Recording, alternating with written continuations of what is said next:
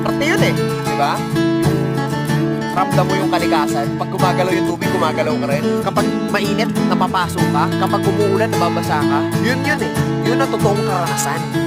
Naramdaman mo yung kalikasan. Lagi ko nga sinasabi, hindi tayo magtatagal dito sa mundo. Lahat tayo may lifespan. Lahat tayo may katapusan. Nasa sa atin na lang yun kung ano ba talaga yung gusto natin na mangyari sa buhay natin dito sa mundo to habang nabubuhay tayo. Maraming beses man tayo magkamali. Maraming beses man tayong madapa. Kung ganun din karaming beses natin itatama ang mga mali. At kung ganun din karaming beses tayo babangon sa pagkadapa, parehas lang yun. Pag natalo ka, laban lang. Mananalo ka rin. Lahat ng bagay sa mundo may kabaliktaran.